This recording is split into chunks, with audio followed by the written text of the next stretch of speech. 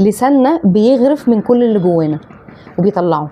فلو انا في جزء جوايا في شخصيتي انا رافضاه ووصلتني رسائل كتير فيه انه ما تبقيش كده، وانا لسه مستلمه الرسائل دي وشغاله بيها ومفعلاها وما فصلتهاش عني او ما اتعاملتش معاها لسه، فلسه انا جوايا بخبي الجزء المختلف مني، خايفه اظهره.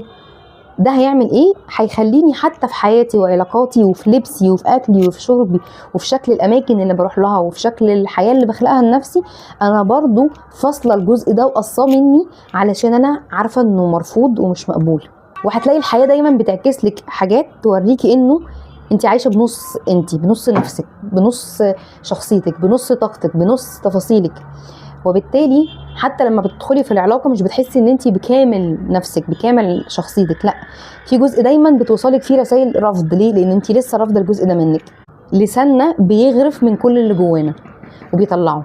فلو انا في جزء جوايا في شخصيتي انا رافضاه ووصلتني رسائل كتير فيه انه ما تبقيش كده، وانا لسه مستلمه الرسائل دي وشغاله بيها ومفعلاها وما فصلتهاش عني او ما اتعاملتش معاها لسه، فلسه انا جوايا بخبي الجزء المختلف مني، خايفه اظهره.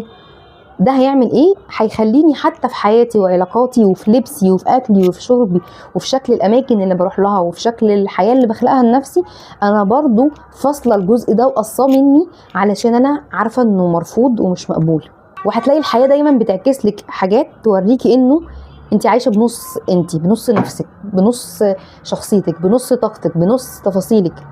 وبالتالي حتى لما بتدخلي في العلاقه مش بتحسي ان انت بكامل نفسك بكامل شخصيتك، لا، في جزء دايما بتوصلك فيه رسائل رفض. ليه؟ لان انت لسه رافضه الجزء ده منك.